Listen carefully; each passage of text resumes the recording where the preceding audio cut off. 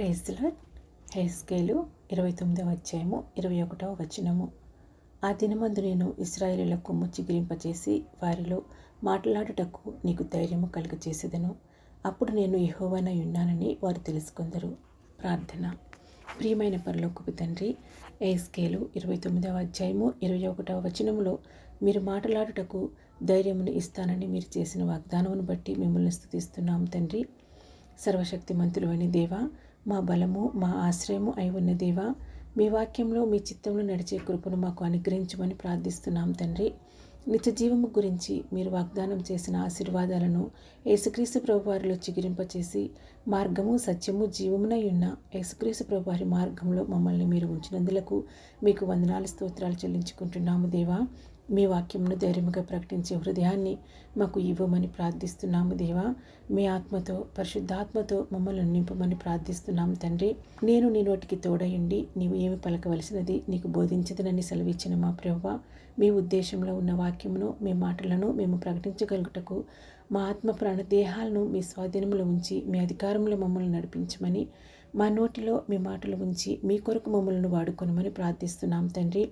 దేవా, మీ వాక్యమును మీ మాటలను సిగ్గుపడకుండా ఇతరులకు చెప్పగలిగే ఆత్మబలాన్ని మాకు దయచేయమని ప్రార్థిస్తున్నాము తండ్రి. ఆటంకపరిచే ప్రతి అడ్డంకులన్నింటినీ తొలగించమని ప్రార్థిస్తున్నాను తండ్రి. దేవా, శక్తియు ప్రేమయు ఇంద్రియ నిగ్రహమును గల ఆత్మనే మీరు ఇచ్చారు, కానీ పిరుగుతనం గల ఆత్మను మీరు మాకు ఇయ్యలేదు ప్రభువా. మా జీవితంలో మీరు మీ సాక్షిగా మమ్మల్ని స్థిరపరచమని, ధైర్యంగా మీ కొరకు వాడబడుటకు మమ్మల్ని మీ ఆత్మతో నింపమని వాడుకోమని ప్రార్థిస్తున్నాం తండ్రి.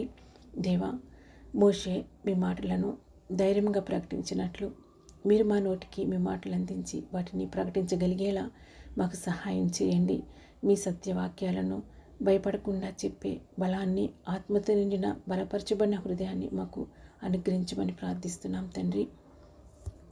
దావీదు ప్రార్థించినట్లు, యెహోవా నాకు వెలుగును రక్షణై ఉన్నాడు, నేను ఎవరికి భయపడుదును, యెహోవా నా ప్రాణదుర్గము, ఎవరికి వెరుతును అని నా నోటితో ధైర్యంగా ప్రకటించగలిగేలా మమ్మల్ని నడిపించండి దేవా.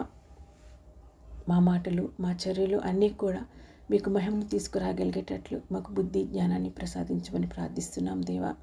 మా పాదాలు మీ న్యాయమైన మార్గాల్లో నడిచేటట్లు చేయండి.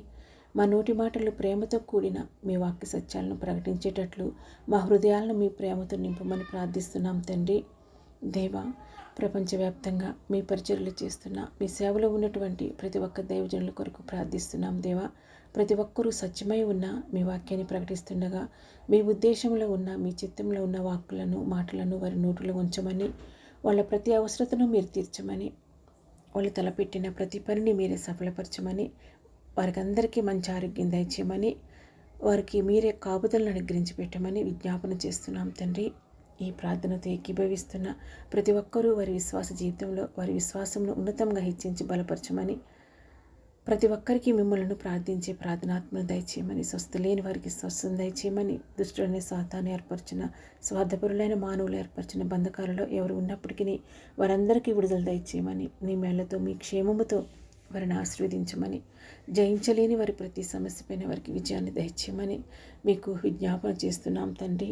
ఇంతవరకు మీరు మీ ఉద్దేశంలో మీ ఏర్పాటులో ఉన్న మీ మాటలను మా నోటిలో ఉంచి ప్రార్థన విజ్ఞాపన రూపంలో మీ సన్నిధానంలో వాటిని తెలియజేయడానికి మాకు ఇచ్చిన సమయాన్ని బట్టి మేము చేసిన నా మనవులన్నింటినీ మీరు ఆలకించి జవాబు ఇచ్చినందులకు మిమ్మల్ని స్తుతిస్తూ, సర్వశక్తిమంతుడు అయిన సర్వాధికారి, సర్వంపై అధికారిగా ఉన్నటువంటి సామర్థ్యుడు అయిన యేసుక్రీస్తు ప్రభువారి ప్రశస్తమైన పరిశుద్ధమైన అతి శ్రేష్టమైన ఉన్నతమైన నామంలో స్తుతించి ప్రార్థించి అడిగి వేడుకొంచున్నాం తండ్రి.